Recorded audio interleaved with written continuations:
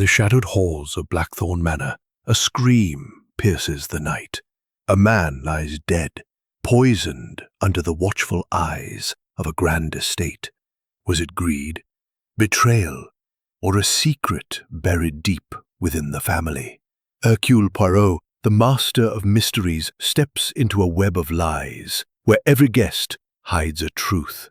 Who is the killer? What dark secret drove them to murder? And what lies in the torn letter that could unravel it all?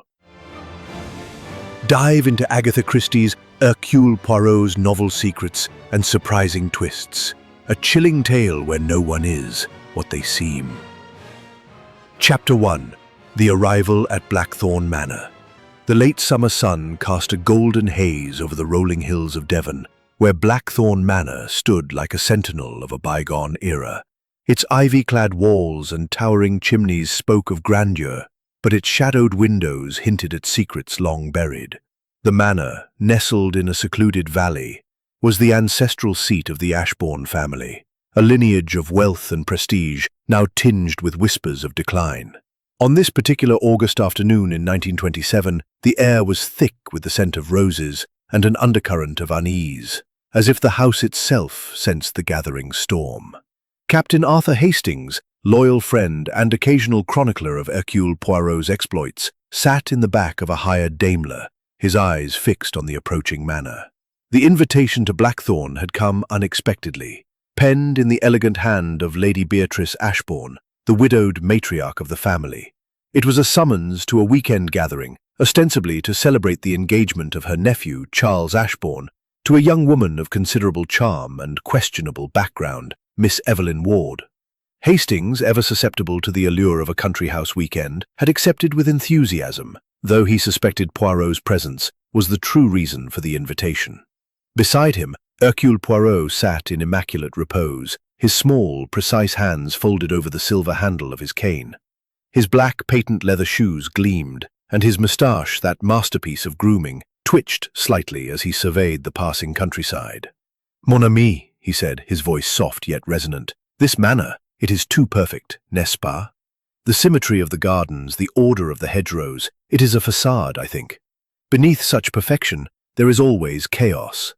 Hastings chuckled, accustomed to Poirot's penchant for seeing intrigue in the mundane. "Come now, Poirot. It's just a weekend in the country. Good food, fine wine, and a bit of gossip. Surely even you can enjoy a respite from crime." Poirot's green eyes sparkled with a knowing glint. "Respite, Hastings? None. Where there are people, there are secrets, and where there are secrets, there is the potential for crime." Lady Ashbourne's letter, it was polite, yes, but there was a tremor in the ink, a hesitation in the phrasing. "She is afraid," recalling the letter. It had been gracious, inviting Poirot and himself to join the family for a delightful occasion. Yet, as he thought back, there was indeed a certain formality, a stiffness that might conceal urgency. "You think she suspects trouble?" he asked. Poirot inclined his head. "I think, Hastings, that Lady Ashbourne knows more than she writes, and I, Hercule Poirot, am never summoned without reason." The Daimler slowed as it approached the manor's wrought-iron gates, where a dour-faced butler awaited. The gates creaked open, and the car rolled up a gravel drive lined with ancient yews. The house loomed larger now, its Georgian facade imposing yet elegant, with tall windows reflecting the fading light. A small party had gathered on the front steps to greet them. Lady Beatrice, a statuesque woman in her 60s, her silver hair swept into an elegant chignon. Charles Ashbourne, a handsome man in his 30s with a strained smile, and Miss Evelyn Ward, a striking brunette whose wide eyes betrayed a flicker of nervousness. "Mr. Poirot, Captain Hastings," Lady Beatrice said, her voice warm but measured.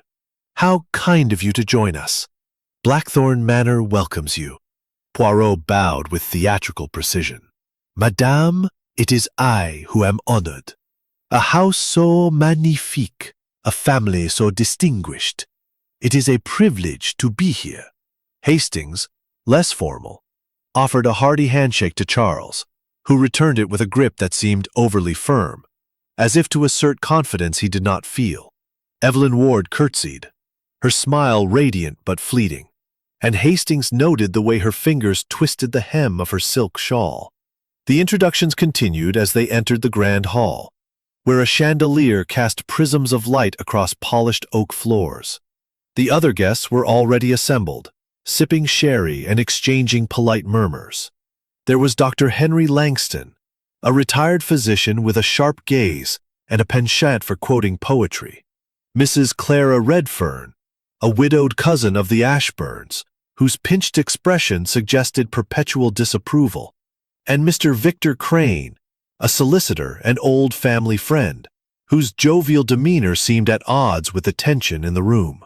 Lastly, there was Miss Lydia Crane, Victor's daughter, a quiet young woman with a keen interest in botany, her delicate hands clutching a notebook filled with pressed flowers. Dinner was announced, and the party moved to the dining room, where a long mahogany table gleamed under candlelight. The meal was exquisite: roast pheasant, glazed carrots, and a velouté sauce that Poirot praised with genuine admiration. But the conversation was stilted. Charles spoke of the estate's history, his voice tinged with pleasant, her conversation limited to the flora of the estate. "The blackthorn trees are particularly fine this year," she said softly. "Though their thorns are treacherous, one must be careful." "Indeed," Poirot interjected from across the table, his tone deceptively casual. "Nature, she is beautiful, but also dangerous, no? Like people, she hides her sharpness beneath her beauty." Lydia flushed, and the table fell silent for a moment, the clink of cutlery unnaturally loud. Hastings sensed a current of unease, though he could not pinpoint its source. Was it Charles's forced laughter, Evelyn's too quick smile, or Lady Beatrice's habit of glancing at the empty chair at the table's end, as if expecting someone who would never arrive? As the meal concluded, Lady Beatrice rose. "I trust you will all enjoy the weekend," she said, her voice steady, but her hands trembling slightly. "Tomorrow, we shall celebrate Charles and Evelyn's engagement with a garden party. Until then, rest well." The party dispersed, and Hastings followed Poirot to their rooms on the second floor. The corridors were lined with portraits of stern-faced Ashbournes, their eyes seeming to follow the guests. Poirot paused before a painting of a young man in military uniform, his resemblance to Charles striking. "The late Captain Ashbourne, I presume," Poirot murmured. "Lady Beatrice's son, killed in the war. A tragedy that lingers, perhaps." In their shared sitting room, Poirot lit a cigarette and paced, his small frame radiating intensity. "Hastings, observe the details. The empty chair at dinner. Did you notice it? The way Lady Beatrice watches the clock. The tension between Charles and his fiancée. There is a story here, mon ami, and it is not a happy one." Hastings, settling into an armchair, sighed. "You're seeing mysteries where there are none, Poirot. It's just a family with a few quirks." Poirot's eyes narrowed. "Quirks, Hastings? No. These are the threads of a tapestry, and I, Hercule Poirot, shall unravel it. Tomorrow, I shall observe, I shall listen, and I shall use the little grey cells to uncover what lies beneath this polite facade." As Hastings retired to his room, the manor seemed to settle into an uneasy silence, broken only by the distant hoot of an owl. He could not shake the feeling that Poirot was right, that Blackthorn Manor held secrets, and that the weekend would be anything but ordinary. Chapter 2. The Shadow Falls. The morning sun struggled through a veil of mist that clung to Blackthorn Manor, casting a pallor over the estate's manicured lawns. The air was heavy with the promise of rain, settled in his chest the previous evening, stirred by Poirot's cryptic warnings. Breakfast was served in the morning room, a cheerful space with tall windows and chintz curtains, though the atmosphere was anything but light. The guests assembled in a subdued mood, their polite exchanges punctuated by long silences. Lady Beatrice Ashbourne presided over the table with her usual composure, but her eyes were shadowed, as if she had slept poorly. Charles Ashbourne, seated beside his fiancée Evelyn Ward, seemed distracted, his fork hovering over untouched eggs. Evelyn herself maintained a bright smile, though Hastings noted her habit of glancing toward the door, as if expecting an interruption. Poirot, immaculate in a tailored suit and sipping his tisane with deliberate care, observed the room with the keenness of a hawk. "A fine morning, is it not, madame?" he said to Lady Beatrice, his tone light but probing. "Yet there is a certain heaviness in the air, n'est-ce pas?" Lady Beatrice's smile was tight. "The weather, Mr. Poirot. This valley often traps the mist. It will clear by noon, I'm sure." "Perhaps," Poirot replied, his moustache twitching. "But I speak not of the weather, but of the heart. There is a tension here, I think." The table fell silent, forks pausing mid-air. Dr. Henry Langston cleared his throat, his voice gruff. "Nonsense, Poirot! It's merely the strain of a large gathering. Families, you know, always a bit of fiction." "Friction, oui," Poirot said, his eyes narrowing. "But friction, it can spark a flame, no?" Before anyone could respond, a piercing scream shattered the morning calm, echoing from the direction of the library. The guests froze, their faces a tableau of shock. Hastings leapt to his feet, his military instincts kicking in, and Poirot, with surprising agility, was already moving toward the door. "Vite, Hastings!" he called. "We must see what has happened." The library, a grand room lined with leather-bound volumes and heavy oak furniture, was in disarray when they arrived. A maid, her face pale as chalk, stood trembling in the doorway, her hands clutching her apron. It's Mr. Crane," she stammered. Oh, sir, he's dead." Victor Crane, the jovial solicitor, lay slumped in a high-backed chair by the fireplace, his eyes staring blankly at the ceiling. A glass of brandy sat on the table beside him, its contents half spilled, and a faint, bitter odor lingered in the air. His face was contorted in a grimace, suggesting a sudden and painful end. Hastings, his heart pounding, knelt beside the body, checking for a pulse, though he knew it was futile. Poirot, his expression grave, surveyed the scene with meticulous care. "Do not touch anything further immediately." His eyes scanning the room, the overturned glass, the scattered papers on the desk, the open window letting in a damp breeze. "We shall see," he murmured. "But first, we must secure the scene and summon the authorities." Lady Beatrice, who had followed with the other guests, stood frozen in the doorway, her hand pressed to her mouth. "Victor, dead?" she whispered. "But how? Why?" Charles Ashbourne, his face ashen, stepped forward. "It can't be true. He was fine last night, laughing, talking about the estate's legal affairs. This must be a mistake." Evelyn Ward clung to Charles's arm, her eyes wide with fear.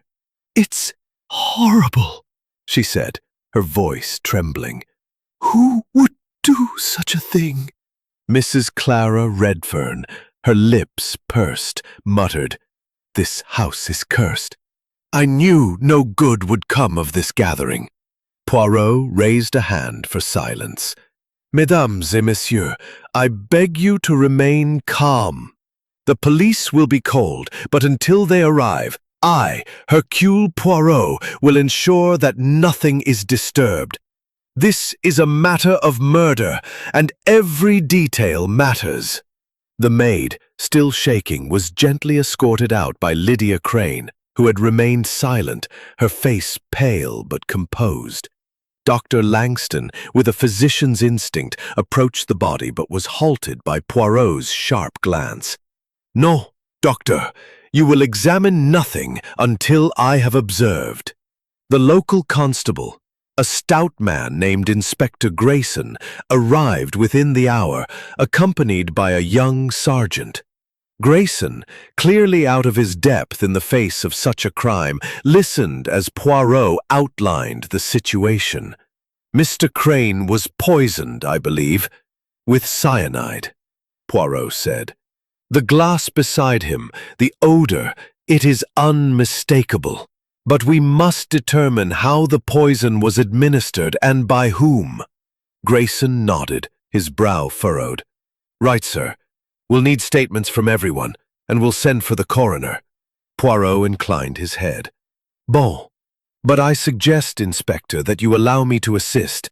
My methods, they are unconventional, but effective." Grayson hesitated, then nodded. "Very well, Mr. Poirot. I've heard of your reputation, but no funny business, mind." As the guests were ushered to the drawing room to await questioning, Hastings pulled Poirot aside. "This is grim, Poirot. Victor Crane seemed a decent chap. Who would want him dead?" Poirot's eyes gleamed. "That, mon ami, is the question. But consider, Mr. Crane was a solicitor, a man who Redfern insisted she'd gone straight to bed. Lydia Crane, her voice barely above a whisper, said she'd been in her room, sketching plants by lamplight." Poirot listened intently, his notebook open, his pencil making precise notes. "And you, Miss Crane," he said gently, "when did you last see your father?" Lydia's eyes filled with tears. "Last night after dinner. He seemed preoccupied. He said he had papers to review in the library. I didn't think anything of it." Poirot nodded, his expression unreadable. "Merci, mademoiselle. And the brandy glass, did you see him with it?" Lydia shook her head. "No, but he often had a nightcap. It was his habit." As the interviews concluded, Poirot drew Hastings aside. "There is much to consider, mon ami. The glass, the open window, the papers on the desk. Each is a clue, but none is yet clear. And the alibis, they are too neat, too perfect. Someone is lying." Hastings frowned. "But who? They all seem genuinely shocked." Poirot smiled faintly. "Shock, Hastings, can be an act. And in this house, I suspect many are playing a part. We must watch, we must listen, and we must use the little grey cells to uncover the truth." As the mist thickened outside, casting Blackthorn Manor in a shroud of grey, Hastings felt a chill that had little to do with the weather. The stage was set, the players assembled, and the shadow of murder had fallen over the house. The mist flew, the cloaked Blackthorn Manor had thickened by mid-morning, lending an ethereal quality to the estate's sprawling grounds. The library, now cordoned off by Inspector Grayson's earnest but inexperienced sergeant, remained a silent witness to the tragedy that had unfolded within its walls. The guests, confined to the drawing room under the pretense of awaiting further police inquiries, shifted uncomfortably in their seats, their polite facades strained by the weight of suspicion. Captain Arthur Hastings, seated near a bay window, watched the rain begin to patter against the glass, his mind replaying the grim discovery of Victor Crane's body. Hercule Poirot, however, was not one to be idle. He stood before the fireplace, his small, precise figure commanding the room despite its somber mood. His black suit was immaculate, his moustache a perfect curve, and his green eyes gleamed with a quiet intensity. "Mesdames et messieurs," he began, his voice soft yet carrying the authority of a man accustomed to being heard. "A terrible crime has been committed in this house. Mr. Victor Crane, a man known to you all, has been taken from us by an act most foul. But fear not, for I, Hercule Poirot, am here, and I shall uncover the truth." Lady Beatrice Ashbourne, seated in a high-backed chair, clutched a lace handkerchief. "Accident. A dreadful mistake." Poirot's eyes narrowed slightly. "An accident, madame?" "No. The odor of almonds, the glass of brandy, the suddenness of death, these are the hallmarks of poison, deliberately administered. Cyanide does not find its way into a man's drink by chance." A murmur rippled through the room. Charles Ashburn, his face pale, stood abruptly. "This is outrageous. Are you suggesting one of us is a murderer?" Poirot raised a hand, his gesture both calming and commanding. "I suggest nothing, Monsieur Ashburn, except that the truth must be sought. And to find it, I must ask questions. I must observe. I must use the little grey cells to piece together the puzzle of this crime. Hastings, watching from his corner, marveled at Poirot's ability to dominate a room without raising his voice. The detective's calm assurance seemed to steady the guests, though their eyes betrayed their unease. Evelyn Ward, clinging to Charles's arm, whispered something to him, her expression a mix of fear and defiance. Mrs. Clara Redfern, her lips pursed, muttered about the family's cursed luck, while Dr. Henry Langston adjusted his spectacles and studied Poirot with a mixture of curiosity and skepticism. Lydia Crane, Victor's daughter, sat apart, her hands folded tightly in her lap, her face a mask of grief. Inspector Grayson, who had been hovering near the door, cleared his throat. "Mr. Poirot, I've telephoned for the coroner and a detective inspector from Exeter. They'll be here by afternoon. In the meantime, I'd appreciate your assistance, as you offered." Poirot inclined his head. "Merci, Inspector. I shall begin at once. But first, I must see the scene of the crime again. Hastings, venez avec moi." Hastings followed Poirot back to the library, where the sergeant stood guard. The room was as they had left it. Victor Crane's body still slumped in the chair, the brandy glass on the table, the faint bitter scent lingering. Poirot moved with deliberate care, his eyes darting from the glass to the scattered papers on the desk, to the open window where rain now trickled in. "Observe, Hastings," Poirot said, pointing to the desk. "The papers, legal documents, I presume, given Monsieur Crane's profession. But see how they are disordered, as if someone searched them in haste." Hastings peered at the papers, noting the smudged ink and crumpled edges. "You think the killer was looking for something?" "Perhaps," Poirot replied. "Or perhaps they wished to make it appear so. And the window, open despite the damp night. Why? To suggest an intruder? Or to allow the poisoner to escape unnoticed?" He knelt beside the brandy glass, careful not to touch it. "Glass after dinner. Could someone have tampered with it then?" Poirot's moustache twitched. "A good question, mon ami. But we must also consider the decanter in the dining room, from which the brandy was poured. Was it poisoned there or here? And by whom?" They returned to the drawing room, where Poirot began his interviews anew, this time with a sharper focus. He started with Lady Beatrice, who sat rigidly, her hands clasped. "Madame," he said, "you knew Monsieur Crane well, oui? He was your solicitor, handling the affairs of Blackthorn Manor." "Yes," she replied, her voice low. "Victor managed the estate's finances, the wills, the trusts. He was indispensable." "And last night?" Poirot pressed. "Did you see him with the brandy glass?" Lady Beatrice hesitated, her eyes flickering. "I believe so. After dinner he mentioned needing a drink to settle his nerves. He was working late, as he often did." Poirot nodded, making a note. Next he turned to Charles Ashbourne. "Monsieur, you and Mademoiselle Ward walked in the gardens last night. At what time did you return?" Charles shifted uncomfortably. "Around 10, I'd say. We were discussing our plans, the engagement, you know." "And you saw no one in the library?" Poirot asked. "No," Charles said quickly. "The house was quiet." Evelyn nodded in agreement, though her fingers twisted her engagement ring nervously. "We went straight to our rooms," she added. Poirot's questions continued, each guest offering a variation of the same story. They had retired early, seen nothing unusual, heard no disturbances. Yet Hastings, watching closely, noticed small tells, the way Dr. Langston avoided Poirot's gaze, the way Mrs. Redfern's voice sharpened when asked about her evening, the way Lydia Crane's hands trembled as she spoke of her father's habits. As the interviews concluded, Poirot drew Hastings aside. "Mon ami, did you notice the contradictions? The alibis, they are too tidy, yet they do not align perfectly. Monsieur Charles says he returned at 10, but the maid claims she saw lights in the library at past. Madame Redfern insists she slept, yet her shoes, they are damp with grass. And Mademoiselle Lydia, her grief is genuine, but her silence, it speaks volumes." Hastings frowned. "You think they're all hiding something?" "Oui," Poirot said, his eyes gleaming. "Each has a secret, and one of them has a motive for murder. But we must proceed with care. The killer is clever, and they are watching us."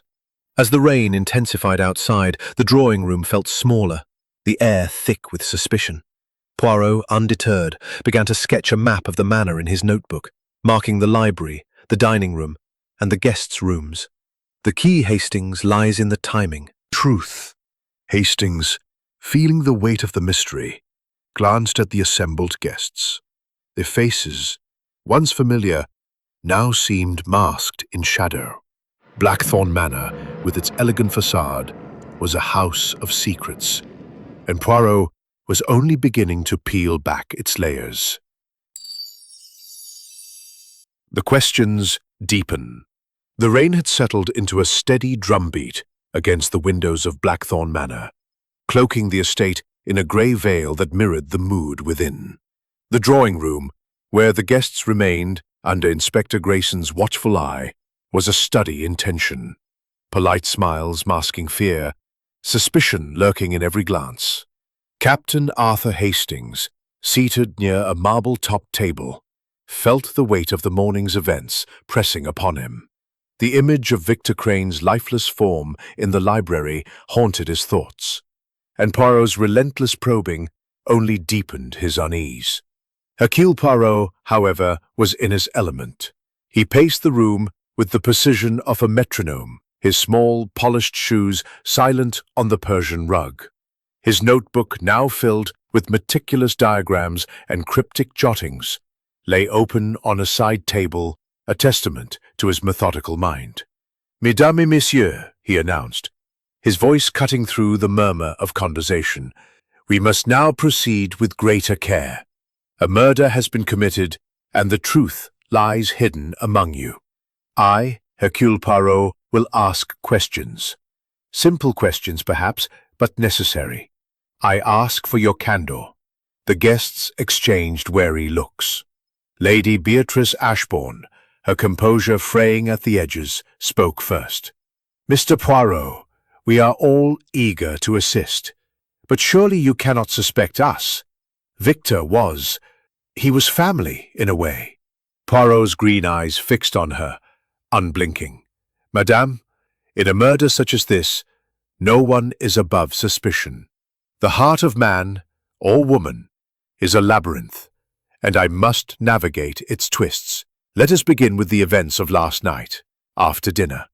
Who among you visited the library?" A heavy silence followed. Charles Ashbourne shifted in his seat, his jaw tight. "I've already told you, Poirot.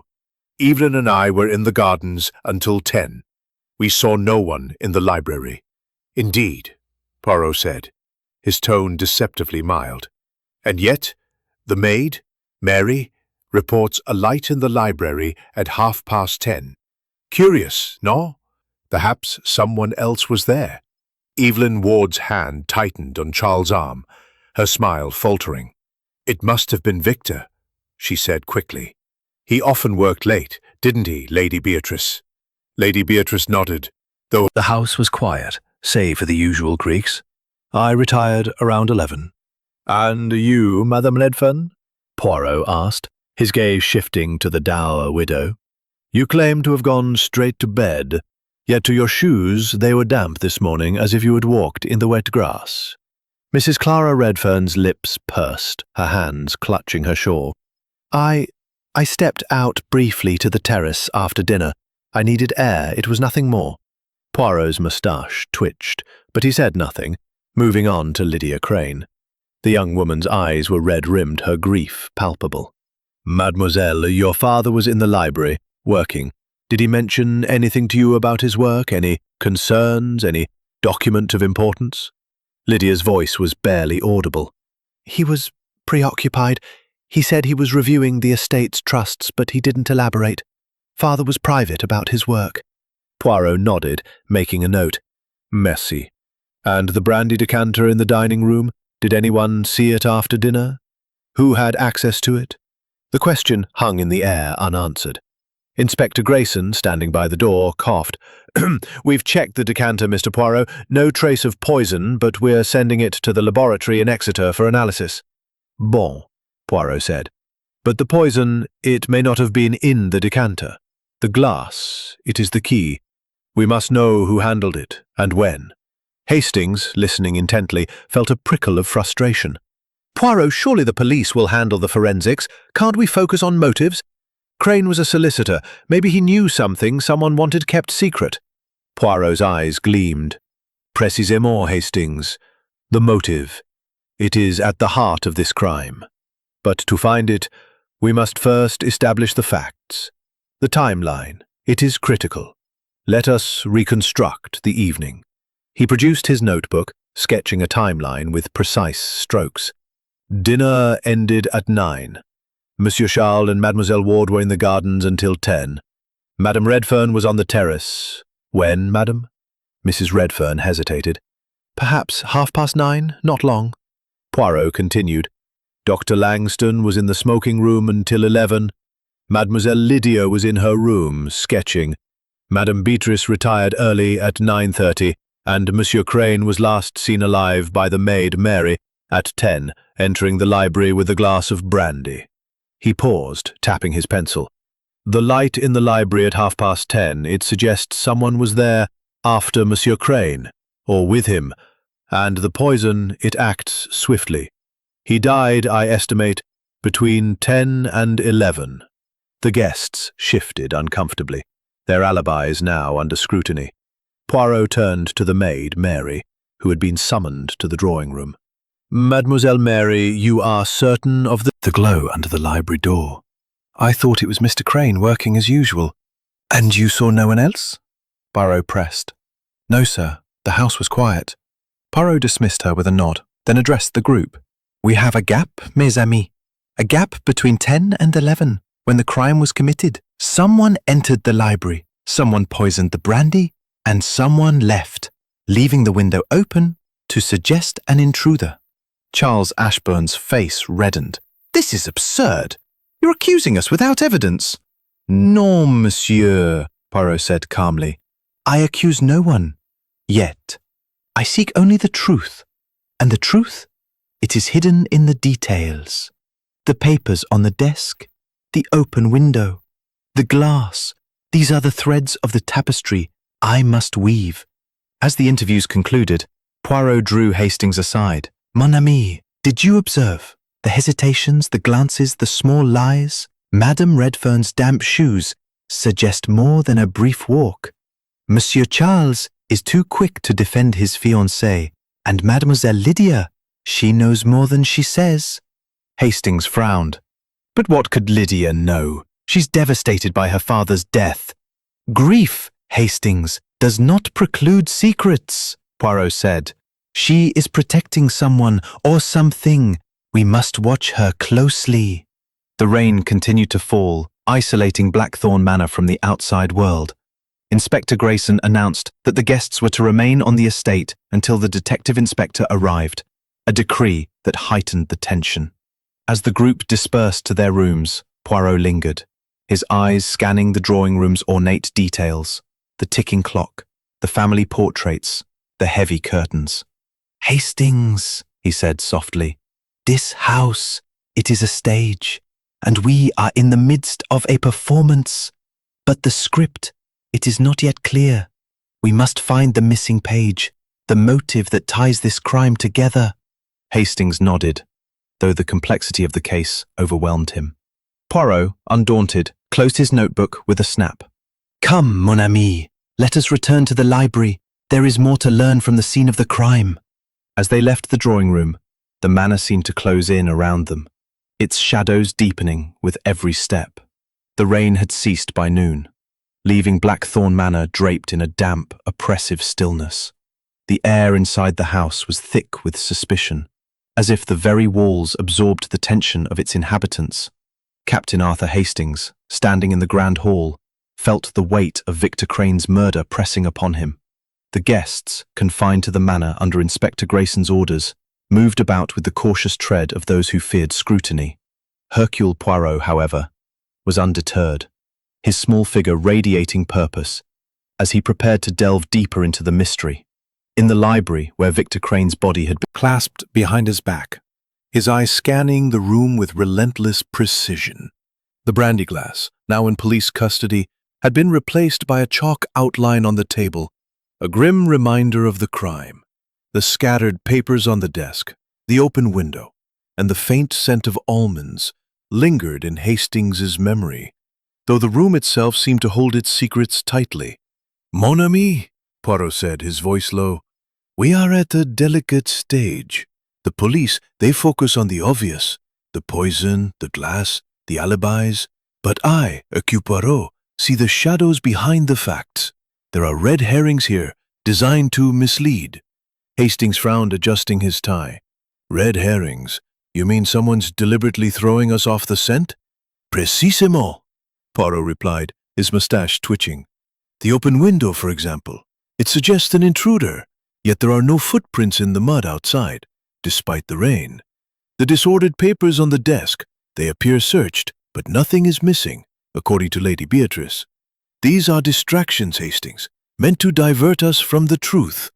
They were interrupted by Inspector Grayson, who entered with a notebook of his own, his face etched with frustration.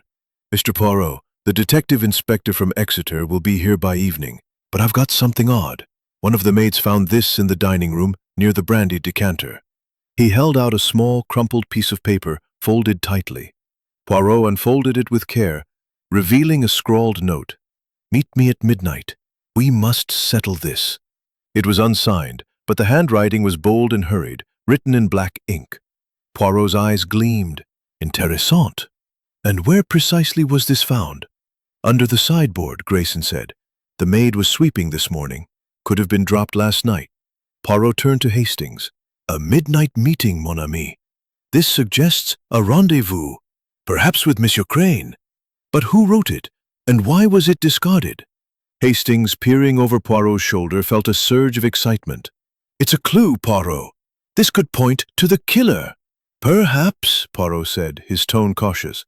"But it is too convenient, no? A note so carelessly dropped, so easily found?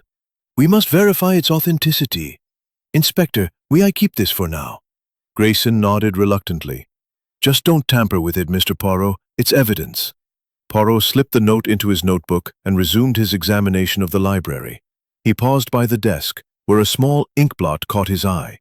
"Curious," he murmured, bending closer.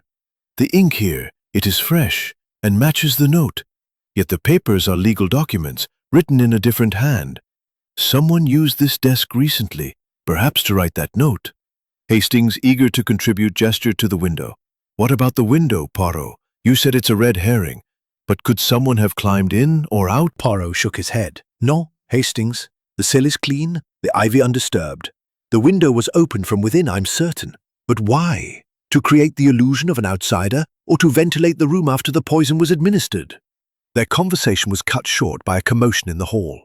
Charles Ashburn's voice, raised in anger, echoed through the house. "This is preposterous. You can't seriously think I had anything to do with it."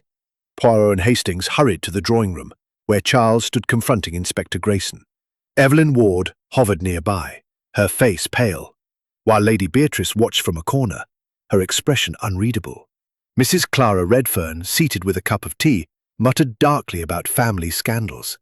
And Dr. Langston stood by the fireplace, his arms crossed. "What is the matter, Monsieur Ashburn?" Poirot asked, his voice calm but commanding. Charles turned, his eyes blazing. "The inspector here thinks I had a motive to kill Victor.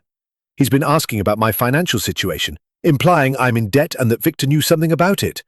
Grayson, flustered, raised his hands. Now, Mr. Ashburn. I'll only do my job. We've had word from the village, rumours that you've been borrowing heavily to maintain the estate. And Mr. Crane, being your solicitor, would have known."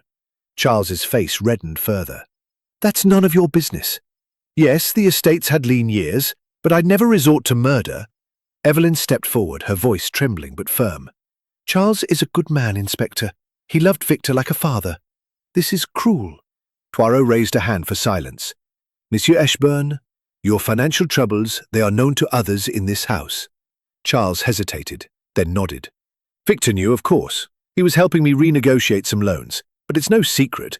Lady Beatrice knows, and so does Clara, I suppose. Mrs. Redfern sniffed. I told you, Charles, your spending would catch up with you. Victor warned you, didn't he? Poirot's eyes narrowed. And what, Madame Redfern, did Monsieur Crane warn him about? Mrs. Redfern faltered, her hands twisting her shawl. Just that the estate was overextended. He said Charles needed to be prudent. Poirot turned to Lydia Crane, who had been silent, her eyes fixed on the floor. Mademoiselle, your father was handling these financial matters. Did he express concern about Monsieur Ashburn, or anyone else? Lydia's voice was soft, almost inaudible. Father was worried. He said there were irregularities in the accounts, but he didn't tell me details. He was protective that way. Poirot made a note, his expression unreadable. Merci, mademoiselle. Inspector, I suggest we focus on the note. It may lead us to the truth, or it may be another distraction. As Grayson resumed his questioning, Poirot drew Hastings aside.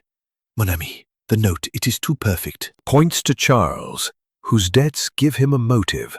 But I suspect it is a plant, meant to mislead. The real killer is cleverer than that. Hastings frowned. But Charles does have a motive, Poirot.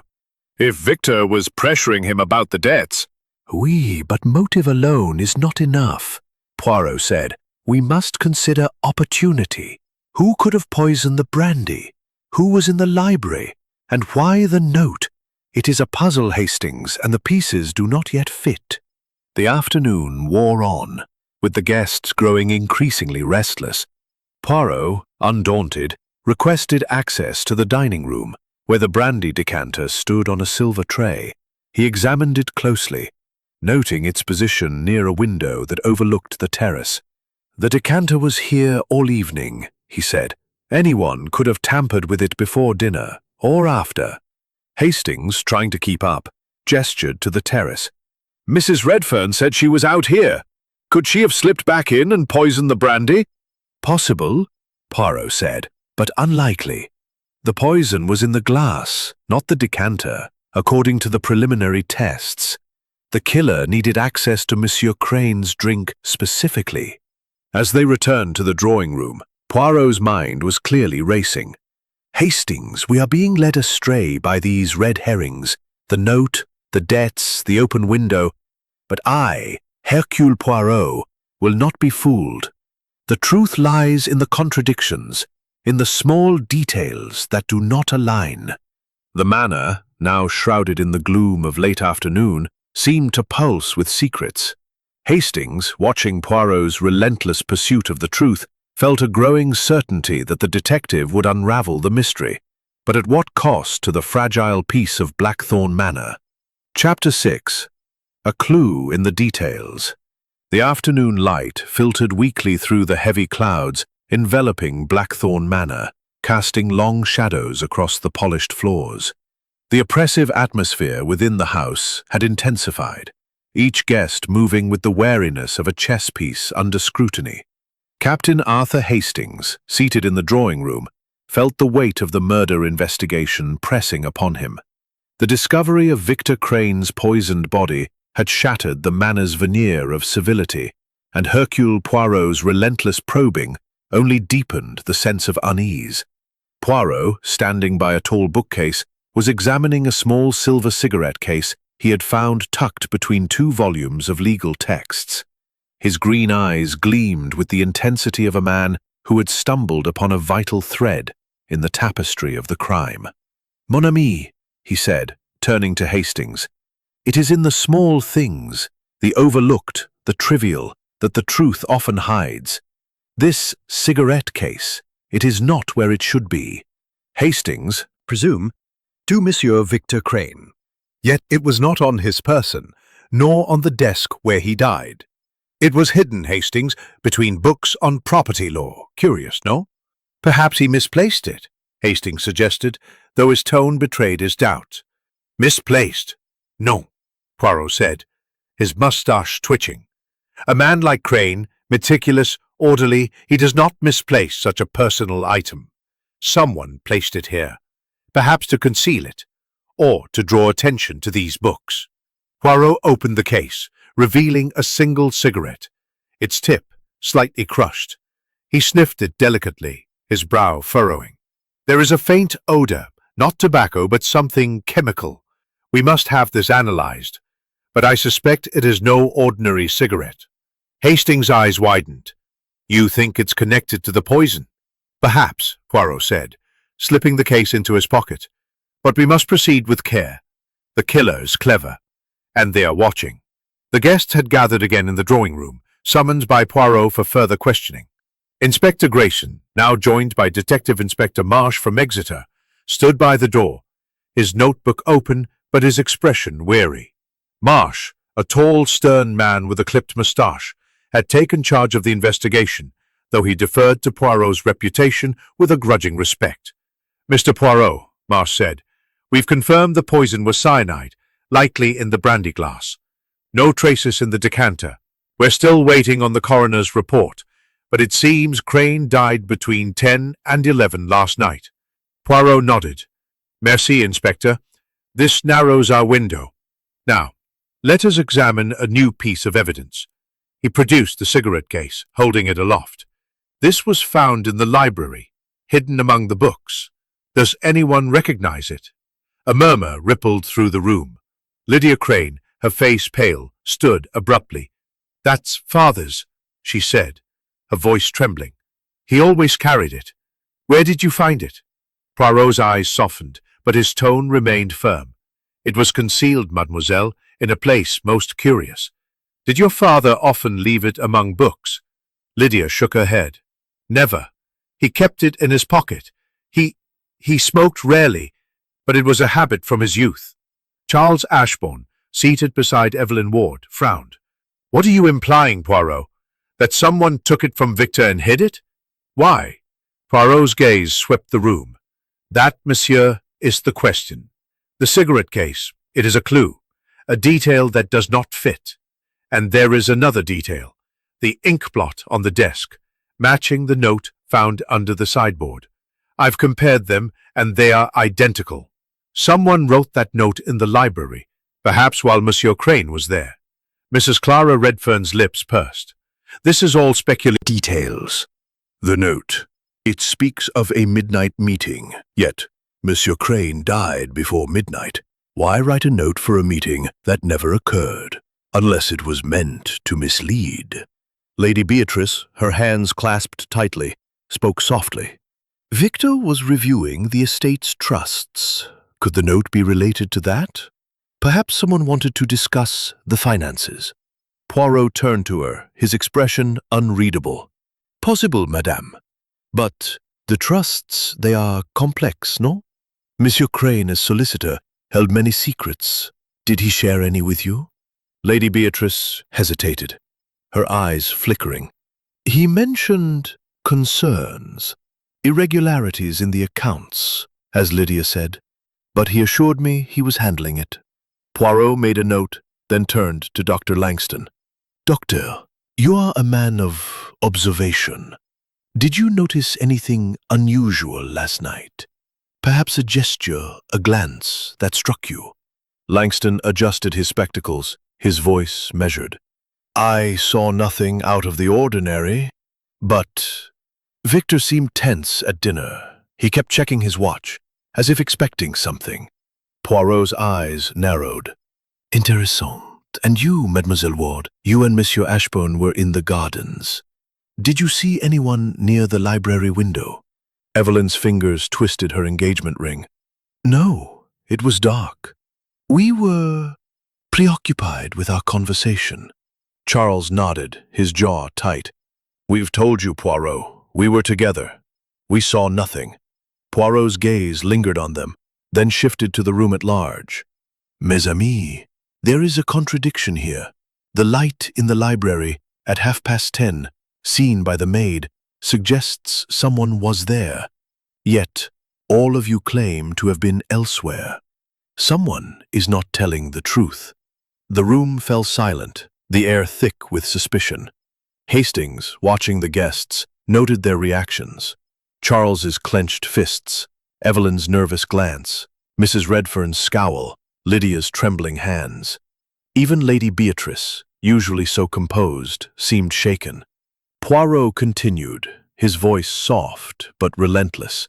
"I have observed another detail, the library rug. It bears a faint stain near the desk. It is small, almost invisible, but it is there. I believe it is ink spilled in haste. Someone was at that desk, writing, perhaps under pressure." Inspector Marsh raised an eyebrow. "You're suggesting the killer wrote the note there, then hid the cigarette case to throw us off?" "Perhaps," Poirot said. "Or perhaps the note in the case are distractions, meant to obscure the real motive. We must look beyond the obvious, Inspector." As the questioning concluded, Poirot drew Hastings aside. "Mon ami, the cigarette case. It is significant. It was hidden deliberately but not gleamed." That, Hastings, is the key. The cigarette. It may hold a trace of the poison or something else. We must wait for the analysis, but I suspect the killer is playing a game, leaving clues to taunt us. The manor seemed to close in around them, its walls echoing with unspoken secrets. As the guests dispersed, Poirot lingered, his notebook open to a new page.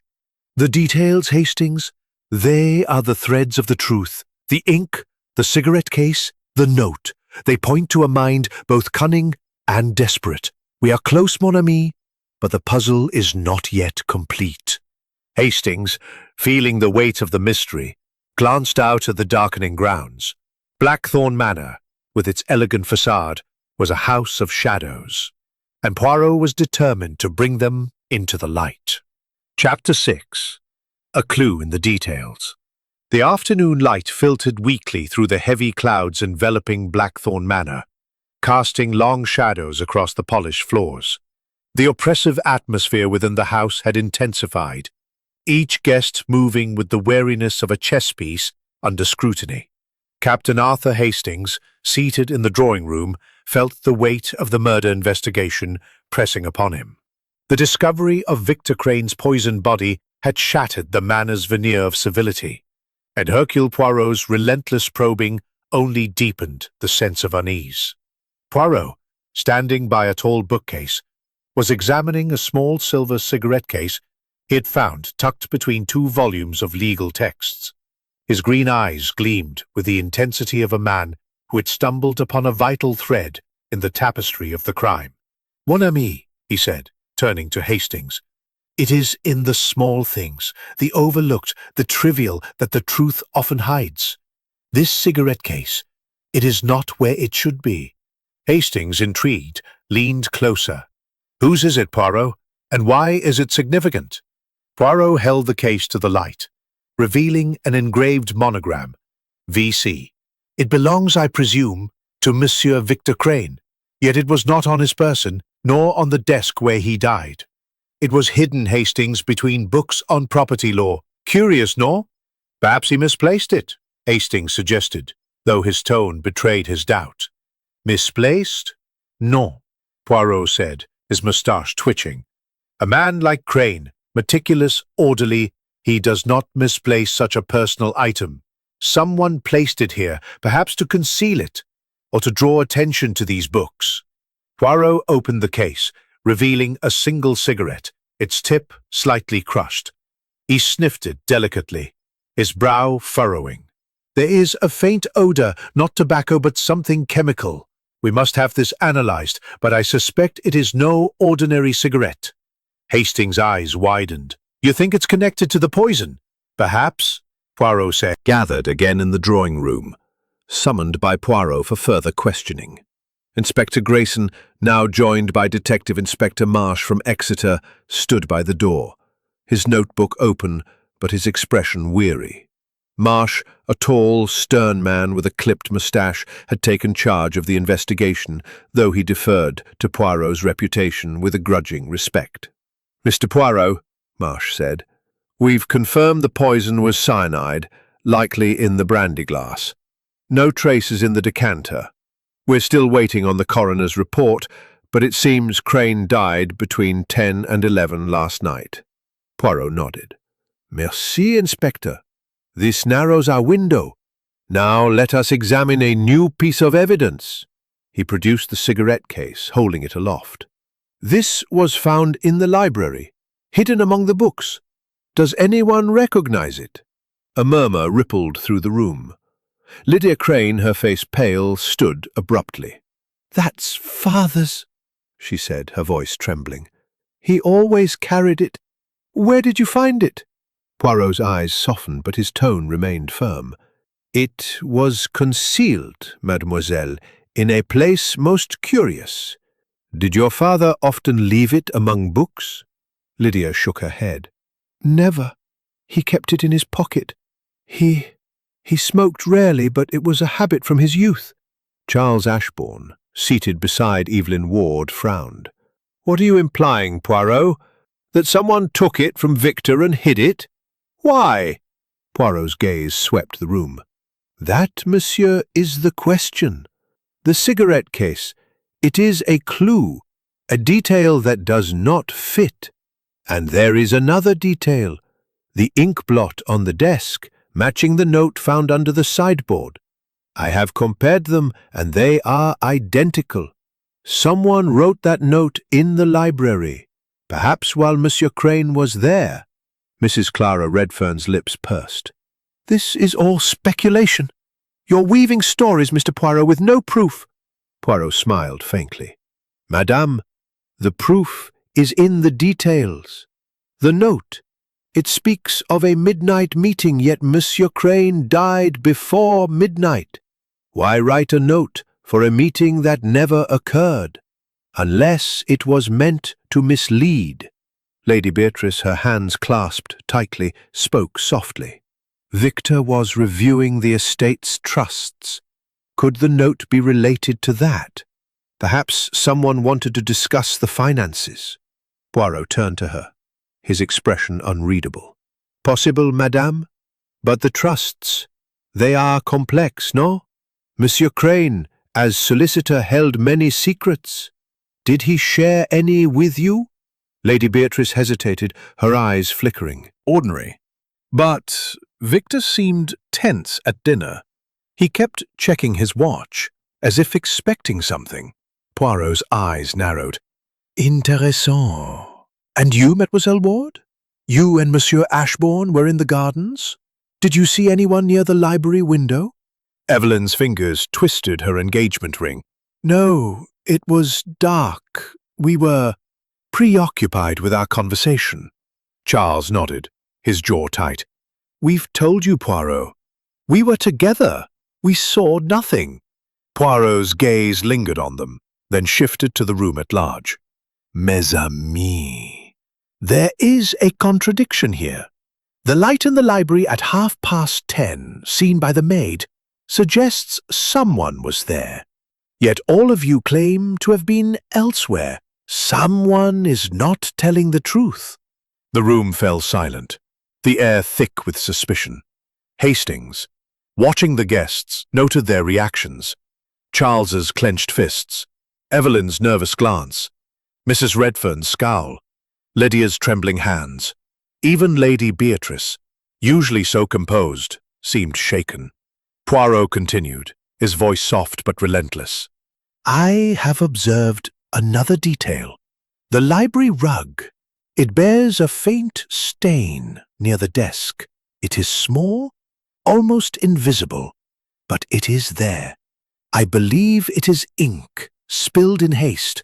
Someone was at that desk, writing, perhaps under pressure." Inspector Marsh raised an eyebrow. "You're suggesting the killer wrote the note there, then hid the cigarette case to throw us off?" "Perhaps," Poirot said. "Or perhaps the note and the case are distractions, meant to obscure the real motive. We must look beyond the obvious, Inspector." As the questioning concluded, Poirot drew Hastings aside. "Mon ami, the cigarette case, it is significant. It was hidden deliberately, but not well enough. The killer wishes us to find it, to suspect someone, perhaps Monsieur Charles, whose debts are so conveniently known." Hastings frowned. "But why hide it among books? And what about the chemical smell?" Poirot's eyes gleamed. "That, Hastings, is the key. The cigarette, It may hold a trace of the poison or something else. We must wait for the analysis. But I suspect the killer is playing a game, leaving clues to taunt us." The manor seemed to close in around them, its walls echoing with unspoken secrets. As the guests dispersed, Poirot lingered, his notebook open to a new page. "The details, Hastings, they are the threads of the truth. The ink, the cigarette case, the note, they point to a mind both cunning and desperate. We are close, mon ami, but the puzzle is not yet complete." Hastings, feeling the weight of the mystery, glanced out. Soft patter against the windows, isolating the estate further from the outside world. Captain Arthur Hastings, seated in the drawing room, felt the air thick with suspicion, each guest a potential player in the dark drama of Victor Crane's murder. The discovery of the cigarette case and the cryptic note had only deepened the mystery, and Hercule Poirot's relentless pursuit of the truth was beginning to unravel the carefully guarded secrets of the house. Poirot stood by the fireplace, his small figure commanding the room with an air of quiet authority.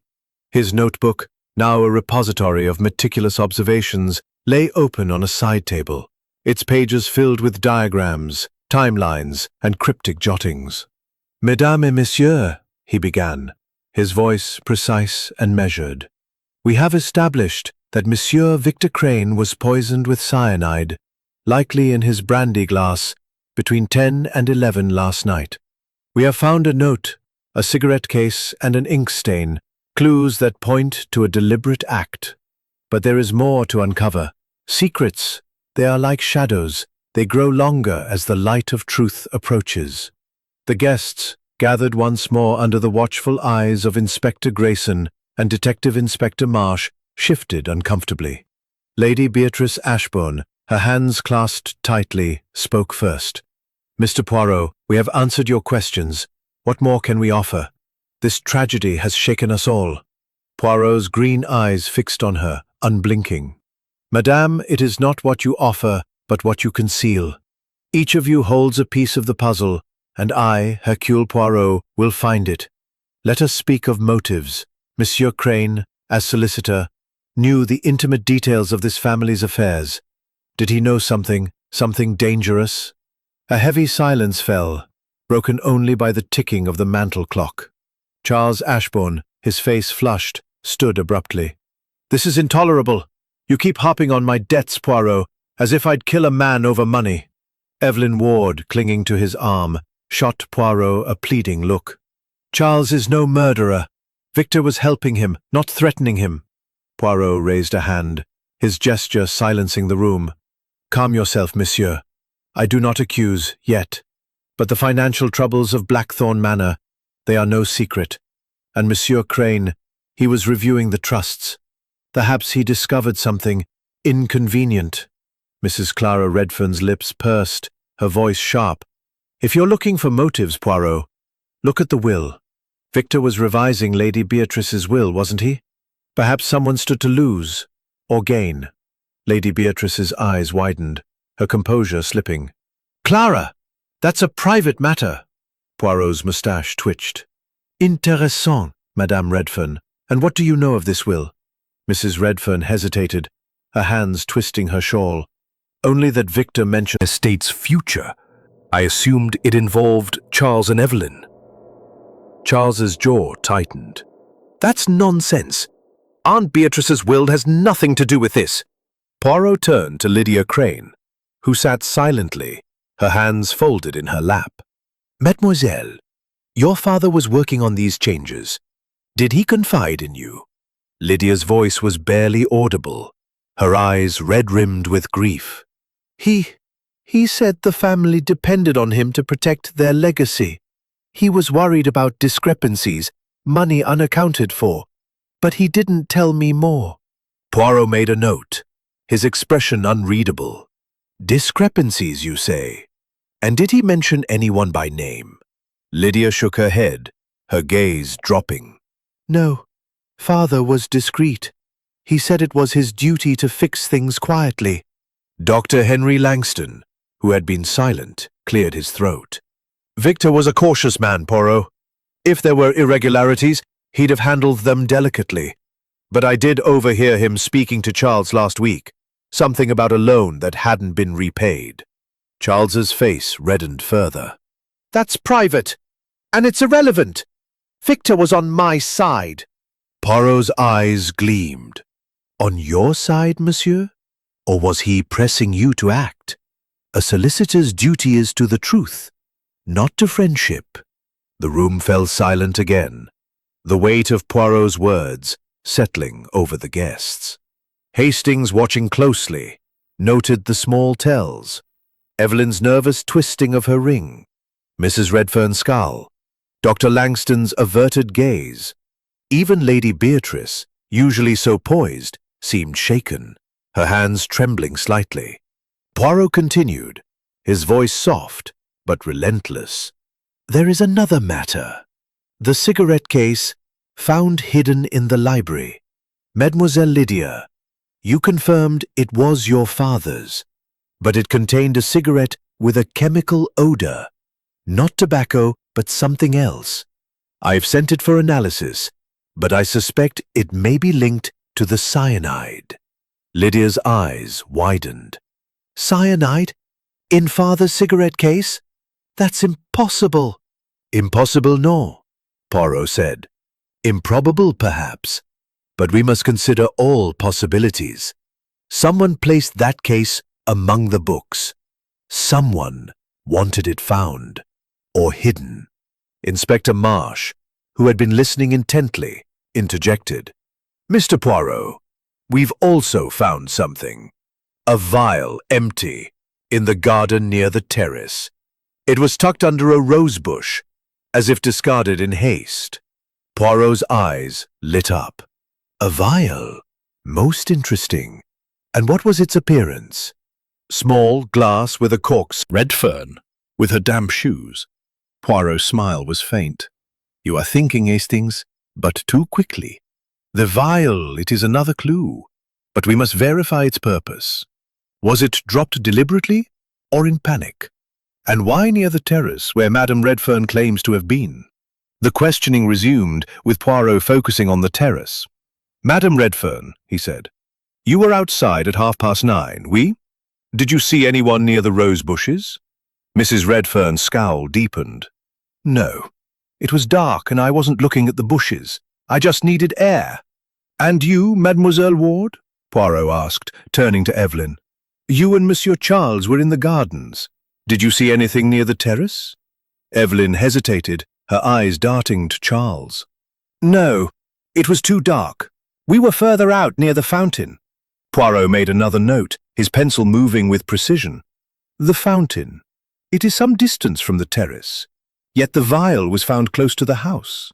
Someone was there, mes amis, and they were not seen. As the interviews concluded, Poirot drew Hastings aside. Mon ami, the lies are piling up. The will, the discrepancies, the vial, the cigarette case. They point to a web of deceit. Monsieur Charles's debts are a convenient motive, but too obvious. Madame Redfern's bitterness, Mademoiselle Lydia's silence, even Madame Beatrice's hesitations, they all hide something. Hastings frowned. But what, Poirot? Everyone seems to have a secret, but who had the opportunity? That, Poirot said, his eyes gleaming, is what we must uncover. The killer is among us, Hastings, and they are growing nervous. The vial, it is a mistake, a crack in their careful plan. We are close, mon ami, but we must tread carefully. The manor shrouded in rain and secrets seemed to pulse with hidden truths. As the guests dispersed, Poirot lingered, his notebook open, his mind racing to connect the threads of the mystery. Chapter 8. The Emotional Turning Point. The rain had settled into a relentless drizzle, cloaking Blackthorn Manor in a shroud of mist that seemed to seep into the very walls. The atmosphere inside was electric with tension, each guest moving with the cautious deliberation of those who knew they were under scrutiny. Captain Arthur Hastings, seated in the drawing room, felt the weight of Victor Crane's murder bearing down like the oppressive weather outside. The discovery of the vial in the garden and the cigarette case in the library had tightened the web of suspicion, and Hercule Poirot's relentless probing was beginning to fray the nerves of the manor's inhabitants. Poirot stood by the tall windows, his small figure silhouetted against the grey light, his hands clasped behind his back. His notebook, now a labyrinth of notes and diagrams, lay sat in uneasy silence, their faces a gallery of suppressed emotions, fear, anger, and grief, mingling in equal measure. Mesdames et messieurs, Poirot began, his voice soft but commanding. We have uncovered much, yet the truth remains elusive. The vial in the garden, the cigarette case in the library, the note under the sideboard. These are pieces of a puzzle, but they are not the whole picture. I, Hercule Poirot, believe that one of you holds the key to this mystery, and it is time for that truth to surface. Lady Beatrice Ashburn, her composure strained to the breaking point, clutched her handkerchief tightly. Mr. Poirot, this is unbearable. You speak of truth, but all you've done is sow suspicion among us. Victor was our friend. Why must we be tormented? Poirot's green eyes softened, but his tone remained firm. Madam, it is not my intention to torment. But a man is dead, poisoned in this house, and the killer is among us. The heart it conceals much, but under pressure it reveals. Let us speak of last night once more. The room tensed as Poirot's gaze swept over the guests. Charles Ashburn, his face flushed with frustration, spoke first. We've told you everything, Poirot. Evelyn and I were in the gardens. Aunt Beatrice was in her room. Clara was on the terrace. How many times must we repeat ourselves? Poirot raised a hand, silencing him. Monsieur, repetition is the path to clarity. But there is a contradiction in your stories, and it troubles me. The maid, Mary, saw a light in the library at 10:30, yet you claim to have returned at 10. Someone was there, and it was not Monsieur Crane alone. Evelyn Ward, her hands trembling, stood abruptly, her voice breaking. Stop it! You're twisting everything. I can't bear this any longer. Tears welled in her eyes, and she turned to Charles, her words tumbling out in a rush. I didn't want to say anything, but I saw something last night. Someone near the terrace moving toward the library window. I didn't tell you because I was afraid. The room froze, all eyes on Evelyn. Charles's face paled. Evelyn, why didn't you say this before? I was scared, she cried, her voice raw. I thought it was nothing, just a shadow in the dark. But now, with Victor dead, she buried her face in her hands, sobbing. Poirot stepped forward, his expression one of intense focus. Mademoiselle Ward, this is most significant. Describe what you saw, every detail, s'il vous plaît. Evelyn took a shaky breath, her eyes darting around the room. It was just after 10, when Charles and I were returning from the gardens. I glanced at the terrace and saw someone, a figure, moving quickly toward the library window. It was too dark to see their face, but they were wearing a dark coat. Charles! No, madame, Poirot said sharply. Mademoiselle Ward's distress, it is genuine. But we must verify her story. Monsieur Ashburn, did you see this figure? Charles shook his head, his jaw tight. No, I was looking at Evelyn, talking about our future. I didn't notice anything. Poirot turned to Dr. Henry Langston, who had been unusually silent. Doctor, you were in the smoking room until 11. The smoking room overlooks the terrace. Did you see or hear anything unusual? Langston adjusted his spectacles, his voice measured. I was reading, Poirot. My attention was on my book. But I did hear a rustle outside, perhaps around 10:30. I thought it was the wind. Poirot's eyes gleamed. A rustle, you say, and yet the night was still before the rain began. Intéressant. Lydia Crane, who had been sitting quietly, her hands clutching her notebook of pressed flowers, suddenly stood, her face pale but resolute. Mr. Poirot, I must speak. I can't keep silent any longer. Her voice trembled, and the room turned to her, startled by her outburst. "Mademoiselle," Poirot prompted gently, though his gaze was piercing. Lydia's eyes filled with tears. "Father, he told me something the night before he died. He said he'd found something troubling in the estate's accounts, not just discrepancies, but deliberate fraud. He wouldn't say who was responsible, but he was going to confront them. He said it could ruin the family." A gasp rippled through the room. Lady Beatrice's face drained of colour, and she clutched the arm of her chair. "Lydia, why didn't you tell us?" "I was afraid," Lydia cried. "Father said it was dangerous, that I should stay out of it. And now he's dead, and I should have spoken sooner." Poirot stepped closer, his voice soothing but firm. "Mademoiselle, you have done well to speak now. This fraud, it is a motive for murder. Did your father give any hint, any name, any detail?" Lydia shook her head, tears streaming down her face. "No, he was so careful. He said he'd handle it himself, but he was carrying a letter that night in his pocket. I saw him put it there after dinner. It wasn't with his things when you found him, was it?" Poirot's eyes narrowed. "No, Evelyn's story points to an outsider, but Lydia's talk of fraud suggests someone in the family. And that letter, what could it contain? Poirot's moustache twitched. The letter, Hastings, is the missing piece. It was taken from Monsieur Crane's body, I am certain. It may name the perpetrator of the fraud or the murderer. And Mademoiselle Ward's figure in the dark, it may be real, or it may be another distraction. We must verify her story, but carefully. The manor, now steeped in the gloom of late afternoon, seemed to pulse with hidden truths.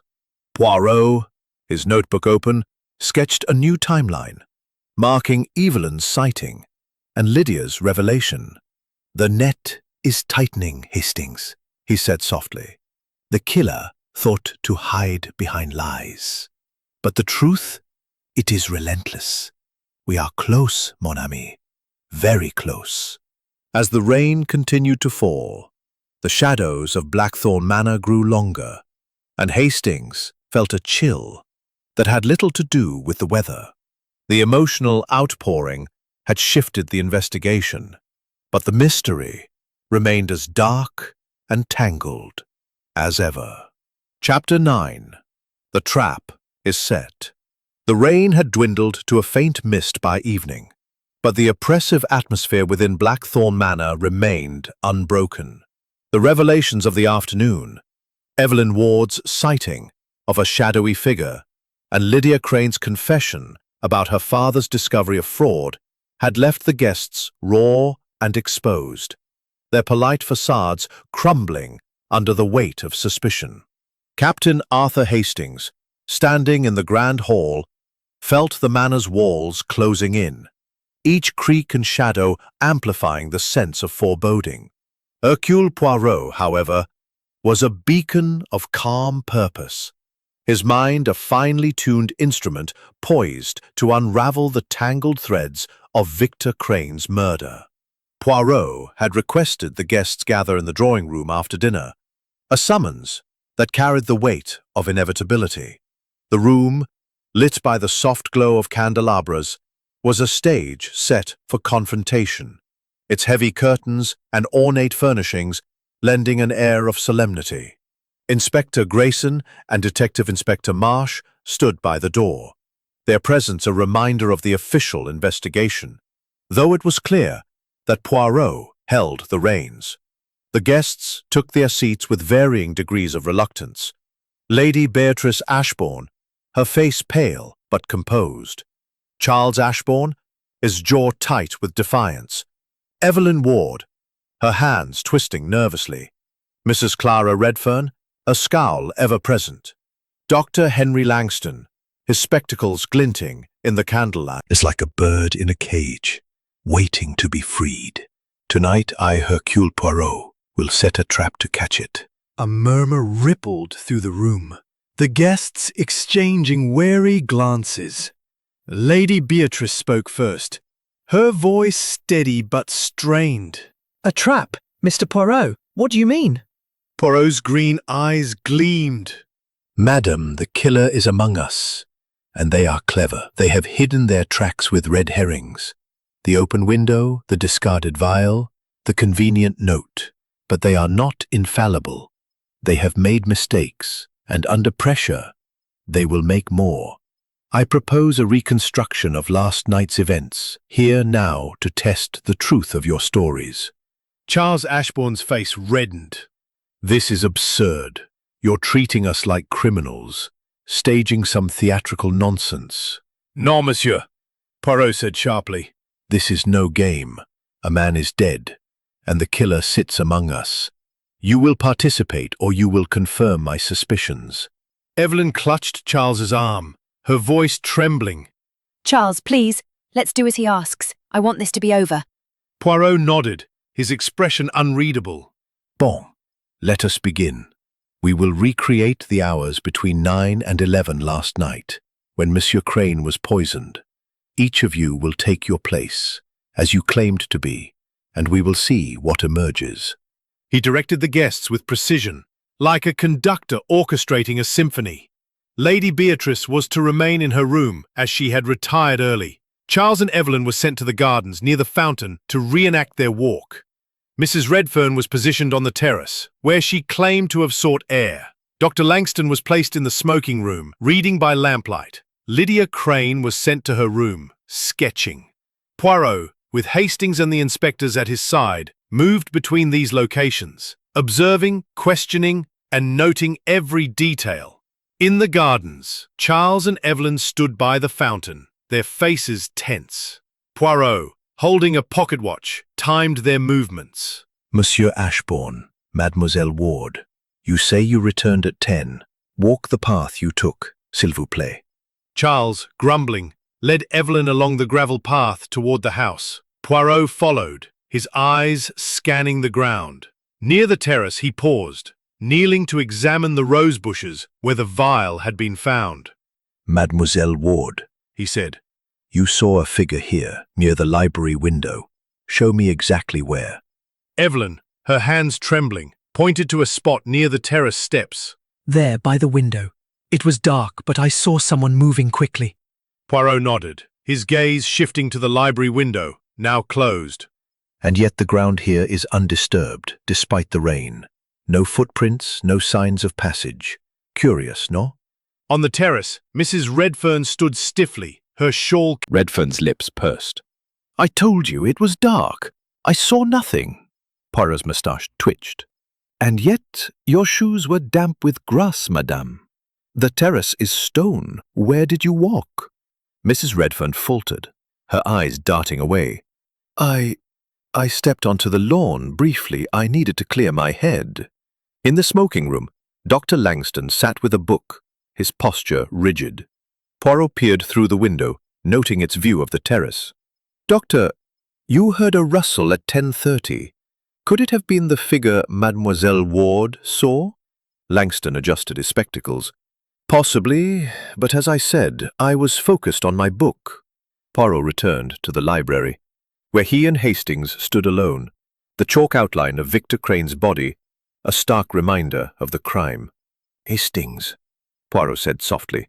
The reconstruction, it reveals much. The stories, they do not align. Mademoiselle Ward's figure, if real, should have left traces. Madame Redfern's damp shoes suggest more than a brief walk. And Dr. Langston, he hears but does not see. Someone is lying, and the lie is breaking. Hastings, his mind racing, frowned. But what about the letter Lydia mentioned? If it was taken from Crane's body, the killer must have been in the library. Précisément, Poirot said. The letter is the key. It names the fraud or the fraudster. And the killer, they took it to protect themselves. But in their haste, they left the vial, the cigarette case, the note, mistakes that betray them. As the guests returned to the drawing room, their faces strained. Poirot stood before them, his presence commanding. Mes amis, The trap is set. Your movements tonight, they have revealed inconsistencies. The figure in the dark, the damp shoes, the rustle in the night, these are threads I will weave together. One of you knows more than you say, and I, Hercule Poirot, will find you. The room was silent, the guest's eyes wide with fear or defiance. Lydia Crane, her voice breaking, spoke suddenly. Mr. Poirot, I found something today, in Father's room, hidden in his shaving kit. It's a scrap of paper with numbers, account numbers, I think. She handed Poirot a folded slip, which he examined with care. It listed a series of figures with the initials C.A. scrawled beside them. Poirot's eyes gleamed. Mademoiselle, this is most significant. It connects to the fraud your father discovered, and it points to someone in this room. Charles Ashburn stood, his face ashen. Those are my initials. Are you accusing me, Poirot? Across the faces of the assembled guests, the mist outside had thickened, shrouding the estate in an ethereal veil that seemed to mirror the opacity of the truth Hercule Poirot sought. Captain Arthur Hastings, seated near the fireplace, felt his pulse quicken, sensing that the moment of revelation was at hand. Poirot, standing at the center of the room, exuded an air of quiet authority, his small frame commanding the attention of all. His notebook, now a tapestry of clues and deductions, lay closed on the table, its secrets ready to be unveiled. Mesdames et messieurs, Poirot began, his voice calm but resonant. We have reached the climax of this dark affair. Monsieur Victor Crane was murdered, poisoned with cyanide in his brandy glass between 10 and 11 last night. The clues, the note, the cigarette case, the vial, the missing letter, the ink stain, have led us through a labyrinth of deception. But I, Hercule Poirot, have used my little grey cells to unravel the truth. Tonight I will reveal the killer. A hush fell over the room, the guests frozen in their seats. Lady Beatrice Ashbourne clutched her handkerchief, her face pale.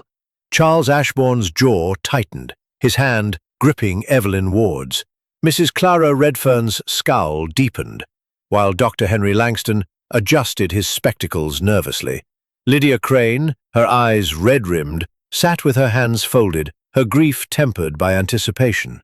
Inspector Grayson and Detective Inspector Marsh stood by the door, their notebooks ready, though it was clear they deferred to Poirot's mastery. Let us begin with the crime, Poirot said, pacing slowly. Monsieur Crane was poisoned in the library, his brandy laced with cyanide. The glass was his alone, not taken from the dining room decanter, which was untainted. This tells us the poison was added directly to his drink, here in this room. The open window, the disordered papers, the note under the sideboard. These were distractions, red herrings to suggest an intruder or a hasty act. But there was no intruder. The killer was one of you. A gasp rippled through the room. Charles stood, his face flushed. This is outrageous, Poirot. You can't accuse us without proof. Poirot raised a hand, his gaze unwavering. Patience, monsieur. The proof, it is in the details. Let us examine the clues. The note found under the sideboard spoke of a midnight meeting, yet Monsieur Crane died before midnight. Why write a note for a meeting that never occurred? Because it was a plant, meant to mislead us, perhaps to point to you, Monsieur Ashbourne, with your debts. Charles's eyes widened. I had nothing to do with it. Perhaps, Poirot said, his tone mild. But let us continue. The cigarette case, hidden among the books, belonged to Monsieur Crane. It contained a cigarette with a chemical odor, not cyanide, as the analysis confirmed. The vial found in the garden, empty but smelling of almonds. It was discarded to create the illusion of carelessness, yet no footprints marked the wet ground. Poirot turned to the ink stain on the library desk.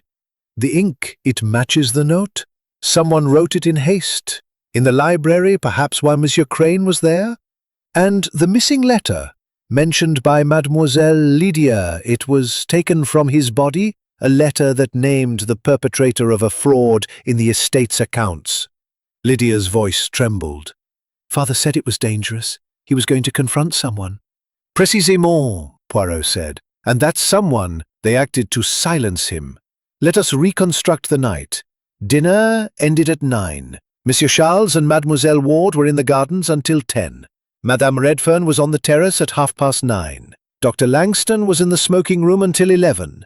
Madame Beatrice retired at 9:30. Mademoiselle Lydia was in her room, and Monsieur Crane was in the library, seen by the maid at 10 with a brandy glass. Poirot paused, his eyes scanning the room. But the light in the library at 10:30, seen by the maid, tells us someone else was there. And Mademoiselle Ward's sighting of a figure near the terrace, it is significant, but not as she described. The figure was no man in a dark coat, but a woman moving swiftly to avoid detection. Evelyn Ward gasped, her hand flying to her mouth. I told you what I saw. I'm not lying. Poirot's gaze softened, but his voice was firm. Mademoiselle, your distress is genuine, but your story, it is incomplete. You saw someone, oui, but you protect them. Why? Because you know who they are. The room was silent, the tension palpable. Poirot turned to Mrs. Clara Redfern. Madame, your damp shoes betray you. You were not merely on the terrace for air, you went further, perhaps to the rose bushes where the vial was found. And your bitterness toward the family, your talk of the will, it suggests a deeper motive. Mrs. Redfern's face contorted. How dare you! I had nothing to do with Victor's death. Nor? Poirot said, his eyes narrowing. Then let us consider the will. Monsieur Crane was revising it, and you, madame, knew its contents. You stood to lose, did you not? The estate, it was to pass to Charles, but only under certain conditions. If those conditions were not met, you would inherit. Lady Beatrice stood, her voice sharp. Clara, is this true? Mrs. Redfern's hands trembled, her scowl giving way to panic. It's not what you think. Victor was going to change the will, yes, but I didn't kill him. Poirot's voice cut through the room. Madame, you were in the library at 10:30. You wrote the note, using the desk's ink to create a false trail. You poisoned the brandy, knowing Monsieur Crane's habit of a nightcap, and you Estate. The room erupted in gasps. Mrs. Redfern staggered back, her face ashen. No, I didn't. I couldn't. Poirot raised a hand, silencing the protests. You could, madame, and you did. Defraud, it was your doing, siphoning funds from the estate to cover your own debts. Monsieur Crane discovered it, and he confronted you. You panicked and you acted. Defies, you discarded it in haste, thinking it would be overlooked. The cigarette case, you hid it to suggest a struggle. But you made mistakes. The ink, the lack of footprints, the note's timing, they betray you. Mrs. Redfern collapsed into a chair, sobbing. I didn't mean to kill him. I needed the money, and he was going to expose me. I slipped the cyanide into his glass when he stepped out to the hall. I didn't think it would work so fast. Hastings, stunned, stared at Poirot. Good Lord, Poirot, you've done it! Poirot's expression was somber. Oui, Hastings. The truth, it is painful, but it is clear. Madame Redfern, your greed led to murder. Inspector Marsh stepped forward, his voice firm. Mrs. Redfern, you're under arrest. We'll take your statement at the station. As Mrs. Redfern was led away, her sobs echoing through the hall, the guests sat in stunned silence. Lady Beatrice buried her face in her hands. Charles and Evelyn clung to each other, and Lydia wept quietly. Poirot, his task complete, closed his notebook with a soft snap. The case is closed, mes amis, he said. But the heart, it carries the scars of such truths. The manor, freed from the shadow of the killer, seemed to breathe again, though its peace was forever altered. Captain Arthur Hastings, standing at his window, gazed out at the grounds, his heart heavy with the events of the previous night. The revelation of Mrs. Clara Redfern's guilt had brought the murder investigation to a close, but the emotional toll lingered, a shadow that would not easily dissipate. Hercule Poirot, ever meticulous, sat in the drawing room, his small frame perched in a high-backed chair. His black patent-leather shoes gleamed, his mustache was impeccably groomed, and his green eyes held a quiet intensity, tempered by a trace of melancholy. His notebook, now closed, rested on the table beside him, its pages a testament to the intricate dance of logic and observation that had unmasked the killer. The guests, though no longer confined, had gathered one last time, their faces a mixture of relief, sorrow, and lingering unease. Lady Beatrice Ashbourne, Charles Ashbourne, awaiting Poirot's final words. Mesdames et messieurs, Poirot began, his voice soft but resonant. The affair of Monsieur Victor Crane's murder is concluded. Madame Clara Redfern, driven by greed and fear, poisoned a man she called friend to protect her secret, a fraud that threatened to ruin her. The clues, the note, the cigarette case, the vial, the missing letter, were threads in a tapestry of deception, but the little grey cells, they have prevailed. Lady Beatrice, her composure restored but her eyes shadowed, spoke first. Mr. Poirot, we owe you a great debt. But how did you know it was Clara? So many clues pointed elsewhere. Poirot's moustache twitched, a faint smile playing at his lips. Madame, the truth, it is like a diamond, hidden in the rough, but revealed by careful cutting. The note, it was too convenient, designed to implicate Monsieur Charles. The vial discarded in the garden was a mistake, meant to suggest carelessness, but betraying Madame Redfern's presence on the terrace. The cigarette case, with its sedative-laced cigarette, was a distraction, but its placement among the books showed haste. And the letter taken from Monsieur Crane's body, it named her as the fraudster. These details, they spoke to me. Charles Ashbourne, his arm around Evelyn, shook his head. I can't believe Clara would do such a thing. She was family in her way. Poirot's gaze softened.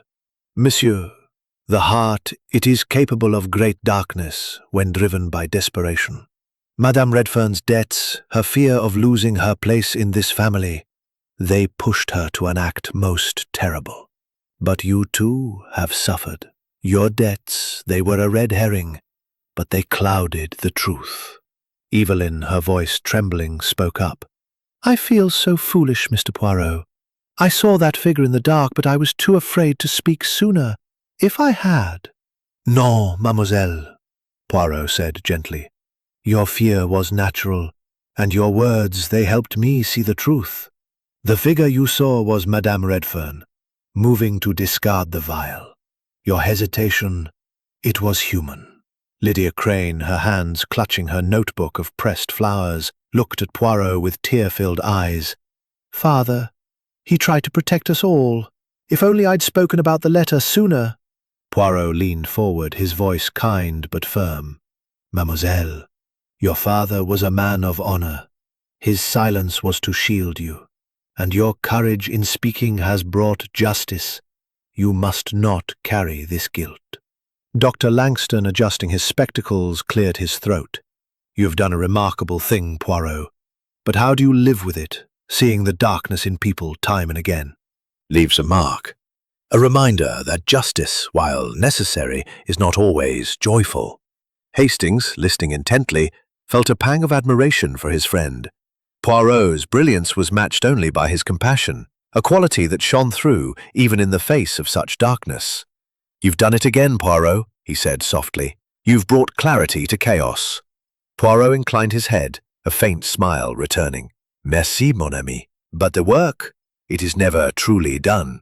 The little grey cells, they rest, but they are always ready for the next challenge. Lady Beatrice rose, her voice steady but warm. Mr. Poirot, Captain Hastings, you have our gratitude. Blackthorn Manor will heal in time, thanks to you. Please, stay another day. Let us show you our appreciation.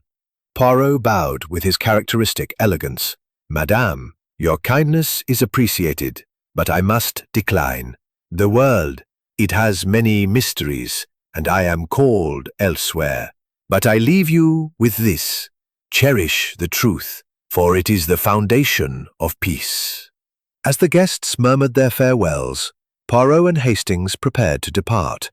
The Daimler waited at the manor's gates, its engine humming softly in the morning air. Hastings, carrying their bags, glanced back at the house, its ivy-clad walls now bathed in sunlight.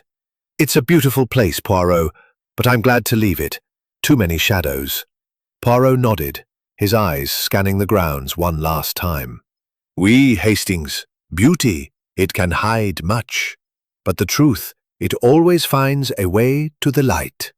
They climbed into the car, and as the manor receded into the distance, Hastings felt a sense of closure, though the echoes of the case lingered in his mind.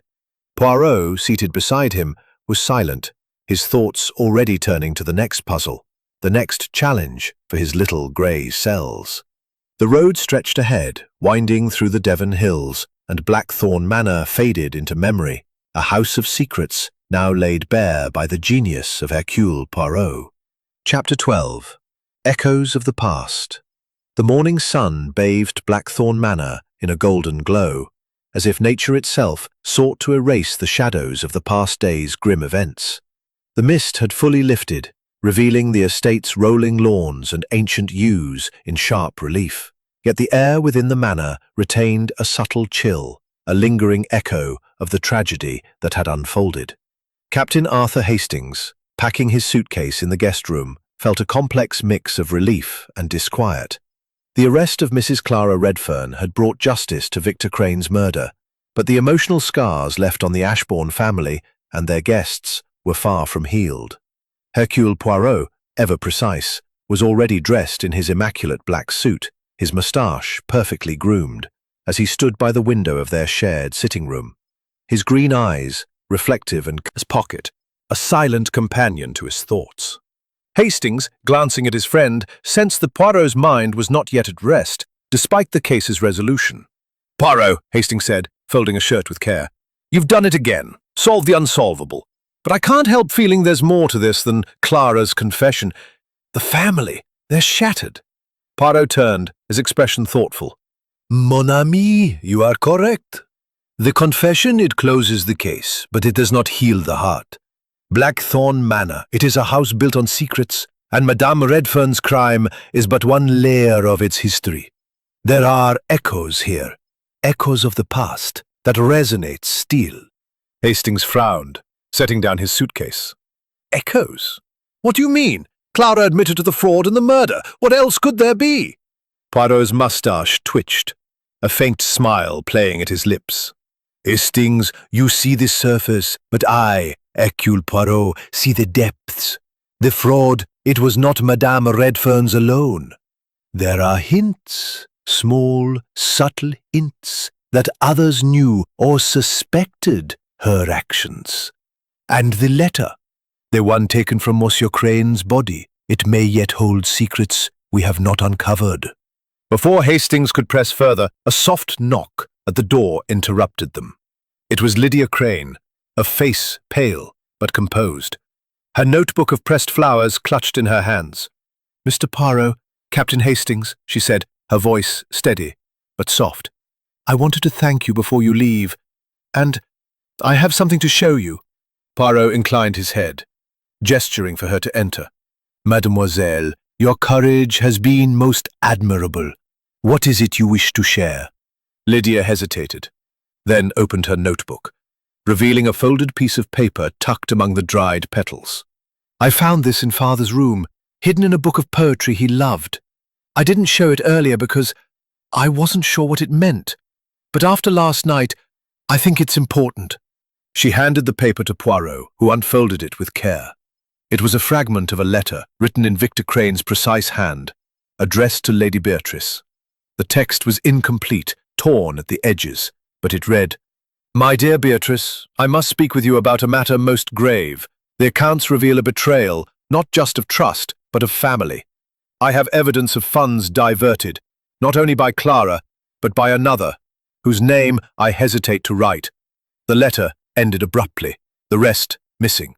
Poirot's eyes gleamed as he read, his fingers tracing the torn edge.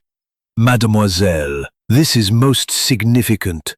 This is the letter or part of it that was taken from your father's body, but it was torn. Why? Lydia's eyes filled with tears. I don't know. I found it like this, hidden in his book. I think he tore it himself to protect someone. Hastings peering. Fraud? But who, Poirot? Clara confessed she acted alone. Poirot's gaze was distant, his mind racing. No, Hastings. Madame Redfern confessed to the murder, but this letter suggests the fraud was a shared sin. Someone else, someone close to the family, was complicit. And Monsieur Crane, he sought to protect them, even in death. He turned to Lydia, his voice gentle. Mademoiselle, did your father ever speak of another, someone he trusted or feared within this house? Lydia shook her head, her voice trembling. He was so careful. He only said the family's future was at stake, and that he had to act before it was too late. Poirot nodded, slipping the letter fragment into his notebook. Merci, mademoiselle. This changes nothing of Madame Redfern's guilt, but it deepens the story. I must reflect further. As Lydia left, her steps soft in the corridor, Hastings turned to Poirot, his brow furrowed. Are you saying there's more to this case? Another culprit? Poirot's expression was somber. Not a culprit, Hastings, but a shadow. The fraud. It was a web, and Madame Redfern was not its only weaver. But the murder, it is hers alone. This letter, it suggests a deeper betrayal, one that Monsieur Crane died to conceal. Perhaps it is better left buried for the sake of this family. They were interrupted by Lady Beatrice, who entered with a quiet dignity, her silver hair gleaming in the morning light. Mr. Poirot, Captain Hastings, she said, a voice warm but strained. I cannot thank you enough. Clara's actions, they have wounded us deeply, but your clarity has given us a path forward. Poirot bowed, his manner impeccable. Madame, it is my duty to seek the truth, but I must ask, did you know of the fraud or suspect another's involvement? Lady Beatrice's eyes flickered, her hands clasping tightly. Victor hinted at irregularities, but he was discreet. I trusted him to handle it. If there was another, I did not know. Poirot studied her for a moment, then nodded. Very well, madame. The truth, it is sometimes a heavy burden. I wish you peace. As Lady Beatrice left, Poirot turned to Hastings. Mon ami, the echoes of the past, they linger here. The letter, it points to another, perhaps Monsieur Charles, perhaps Dr. Langston, or even someone outside our circle. But the murder is solved, and justice is served. To secrets past and present. Hastings glanced at Poirot, who sat in quiet contemplation, his eyes fixed on the road ahead. Another case closed, Poirot, Hastings said, attempting levity. But I wager you're already thinking of the next. Poirot's moustache twitched, a spark of mischief in his eyes. Perhaps, mon ami, the world it is full of mysteries, and I, Hercule Poirot, am never far from them. The car wound through the Devon hills, leaving Blackthorn Manor behind, its echoes of the past fading into the morning light. Chapter 13. The Unseen Thread. The Devon countryside unfolded in a patchwork of green hills and hedgerows, as the Daimler carried Hercule Poirot and Captain Arthur Hastings away from Blackthorn Manor. The morning sun, now high, cast a gentle warmth over the landscape, but within the car, a quiet tension lingered. Hastings, his hands folded in his lap, stared out at the passing scenery, his mind still entangled in the web of secrets uncovered at the manor. The arrest of Mrs. Clara Redfern had resolved the murder of Victor Crane. Yet the fragment of the letter found by Lydia Crane, hinting at another's involvement in the fraud, gnawed at him. Poirot, seated beside him, was unusually silent, his green eyes distant, as if his little grey cells were still at work, weaving threads unseen. "Poirot," Hastings ventured, breaking the silence, "you said back there that you'd file away the mystery of the letter for another day, but surely you don't mean to leave it unresolved. That fragment, it suggested someone else was part of the fraud. Aren't you curious?" Poirot's moustache twitched, a faint smile playing at his lips. "Curious, mon ami? Always? The mind of Hercule Poirot, it is never at rest. But there is a time for pursuit and a time for pause. The murder, it is solved. Madame Redfern's confession, it is complete. To chase the shadow of another now, it would bring pain to a family already broken. Yet, I assure you, the thread is not lost." Hastings frowned, unconvinced. "But what if that other person is dangerous? What if they're hiding something worse?" Poirot's gaze sharpened, his voice soft but firm. "Hastings, you see a thread and wish to pull it. But sometimes the thread is delicate, and to pull is to unravel more than is wise. The letter, it names no one directly. It speaks of betrayal, of family. I suspect, but I do not know, and suspicion without proof, it is a dangerous thing." Before Hastings could press further, Blackthorn Manor. As they waited for their meal, Poirot produced the fragment of Victor Crane's letter from his notebook, smoothing it carefully on the table. "Let us consider, Hastings," he said, his tone reflective. "This letter, it was torn, hidden in a book of poetry.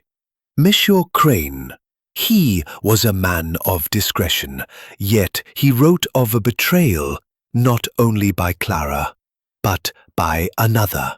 Why tear the letter? Why hide it?" Hastings leaned forward, his curiosity piqued. Perhaps he was interrupted before he could finish it. Or maybe he tore it to protect someone, as Lydia suggested. Poirot nodded, his eyes narrowing. "Oui, protection is possible. But consider, the letter was addressed to Madame Beatrice. He intended her to know the truth, yet he did not send it. Instead, he hid it, and another part was taken from his body after his death. This suggests a second act of concealment, not by Monsieur Crane, but by someone else." Hastings' eyes widened. "You mean the killer took part of the letter but missed this fragment?" "Précisément," Poirot said. "Madame Redfern took the letter from his body to hide her own guilt. But this fragment, it was already hidden, perhaps by Monsieur Crane himself, to protect another. The question is, who?" Their conversation was interrupted by the arrival of their meal. But Poirot's mind was clearly elsewhere, his fingers tapping lightly on the table. "Hastings," he said after a moment, "let us review the players in this drama. Monsieur Charles, with his debts, was an obvious suspect, but his alibi with Mademoiselle Ward holds. Madame Beatrice, she knew of the fraud but trusted Monsieur Crane to handle it. Dr. Langston, he heard a rustle but saw nothing. Mademoiselle Lydia, she grieves but reveals the letter. And Mademoiselle Ward, she saw a figure but delayed in speaking. Each has a role, but who is the unseen thread?" Hastings took a bite of his sandwich, chewing thoughtfully. What about Dr. Langston?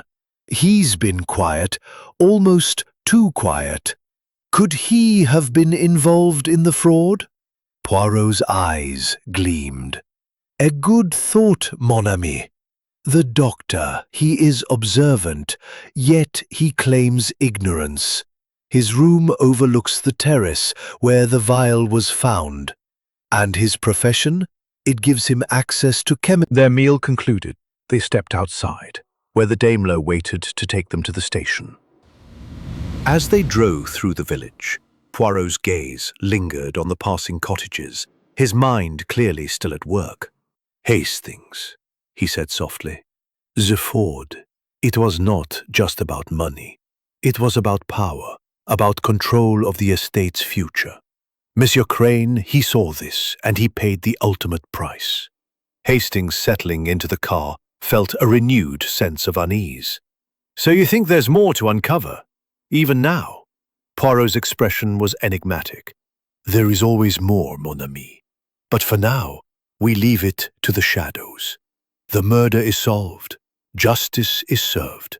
The unseen thread, it may surface another day when the time is right.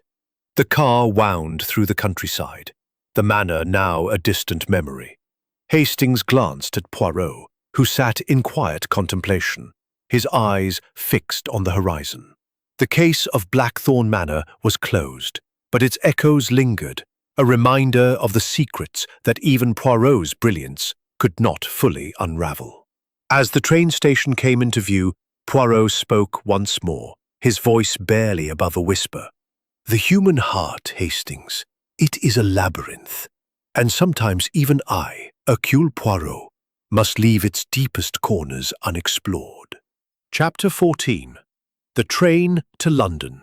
The rhythmic clatter of the train wheels on the tracks provided a soothing counterpoint to the turmoil Captain Arthur Hastings still felt as he and Hercule Poirot journeyed back to London. The Devon countryside, now bathed in the soft light of late morning, rolled past the window in a blur of green fields and distant hills. Inside the first-class carriage, the air was warm and quiet, the plush seats offering a comfort that contrasted sharply with the emotional turbulence of Blackthorn Manor. Hastings, his hands folded over a newspaper he had yet to read, glanced at Poirot, who sat opposite, his eyes half closed in contemplation, his fingers lightly tracing the edge of his closed notebook. "Poirot," Hastings said, breaking the silence, "I can't shake the feeling that we've left something unfinished at Blackthorn. That letter fragment, it's like a loose thread, tugging at me. Are you really content to let it go?" Poirot opened his eyes, his green gaze sharp despite his relaxed posture. "Content, mon ami? No, I am never content when a question remains unanswered. But the case, it is solved. Madame Redfern's guilt is certain, her confession complete. The letter, it hints at another shadow, but to pursue it now would be to stir a hornet's nest without cause. The little grey cells, they are patient. They wait." Hastings leaned forward, his voice low. "But what if that other person, the one are not entirely wrong? The letter speaks of a betrayal within the family, a second hand in the fraud. I suspect, but I do not know. And suspicion, without evidence, is a dangerous path. Consider the players. Monsieur Charles, with his debts. Madame Beatrice, with her control of the estate. Dr. Langston, with his quiet observation. Mademoiselle Lydia, with her grief and secrets. Each could be the unseen thread. But which? Hastings frowned, his mind racing. Charles seems the obvious choice. His debts, his engagement to Evelyn, it all points to him needing money. Maybe he was working with Clara, and Crane found out. Poirot nodded thoughtfully. Possible, but unlikely. Monsieur Charles, he is impulsive, not cunning. The fraud required a meticulous hand. And Madame Redfern, she was meticulous. But the letter suggests another, someone Crane hesitated to name. Why? Because they were close to him, perhaps a friend, a confidant. What about Lady Beatrice? Hastings suggested. She's the matriarch, the one who stands to lose the most if the estate collapses. Maybe she knew about the fraud and turned a blind eye. Poirot's eyes gleamed. A fine theory, mon ami. Madame Beatrice. She is a woman of strength, but also of loyalty. If she protected someone, it was not for greed, but for love, of family, of legacy. The letter was addressed to her, yet she claims ignorance. Is she truthful, or is she guarding a secret? The train lurched slightly, and Poirot adjusted his position, his fingers tapping rhythmically on his notebook. There is another possibility, he said softly. Dr. Langston. He's an outsider, yet intimate with the family's affairs. His profession gives him access to chemicals, cyanide perhaps. And his silence, it's too careful, too measured. Hastings' eyes widened. You think Langston could be the other fraudster? But why? He's not part of the family. No, but he is close to them, Poirot said. He's known the Ashbournes for years, advising on matters of health, and perhaps more. If he were involved, it would explain Crane's hesitation to name him. A friend not family, yet trusted. The conversation paused as a porter passed through the carriage, offering tea. Poirot accepted a cup of tisane, sipping it with his usual fastidiousness, while Hastings declined, his appetite dulled by the weight of the mystery. As the train rattled on, Poirot opened his notebook, flipping to the page. Name from falling into the wrong hands. But then how did Clara get the other part? Poirot's eyes narrowed. A good question, Hastings. I believe Madame Redfern found the letter on Crane's body after the murder, taking only the part that named her. The fragment Lydia found, it was hidden earlier, perhaps by Crane himself, in a moment of doubt. He wished Madame Beatrice to know the truth, but not all of it. The train whistle sounded, signaling their approach to a station. Poirot closed his notebook, his expression enigmatic. Mon ami, this case, it reminds me of a lesson. The truth is not always a single thread, but a tapestry woven from many. Madame Redfern's crime, it is the most visible thread, but others remain, hidden in the weave. For now, we let them lie. Hastings, frustrated, shook his head. You're too calm about this, Poirot. I want to know who else was involved. It feels incomplete. Poirot's smile was gentle but firm. Incomplete, oui, but not unresolved. The murder is solved. Justice is served. The fraud, it is a wound the Ashbournes must heal themselves. I, Hercule Poirot, cannot force the truth from those who guard it, not without cause. But rest assured, the little grey cells, they do not forget. As the train pulled into the station, the bustle of passengers and porters broke the spell of their conversation. Poirot rose, adjusting his hat with precision, his demeanor as composed as ever. Hastings followed, his suitcase in hand, his mind still turning over the unanswered questions. London awaits, Hastings, Poirot said, stepping onto the platform. And with it, new mysteries. The past it lingers, but the future it calls. Hastings nodded, though his thoughts remained with Blackthorn Manor, its secrets, and the unseen thread that Poirot had chosen, for now, to leave untouched. The train steamed away, carrying them toward the city, but the echoes of the case followed, a quiet reminder of the complexities of the human heart. Chapter 15, The Final Reflection. The London skyline loomed through the train's window as Hercule Poirot and Captain Arthur Hastings neared the end of their journey from Devon. The clatter of the rails had become a familiar rhythm, a counterpoint to the quiet introspection that had settled over the first-class carriage. The sun, now high, cast dappled light through the passing trees, but the warmth did little to dispel the lingering chill of Blackthorn Manor's secrets. Hastings, his newspaper folded and forgotten, stared out at the city's approaching spires, his mind still tethered to the unresolved questions of the case. Poirot, seated opposite, sipped his tisane with his customary precision, his green eyes— It bother you, leaving Blackthorn with part of the truth still hidden. Poirot set down his cup, his moustache twitching slightly. Mon ami, you are persistent, like a dog with a bone. The truth, it is never fully hidden from Hercule Poirot.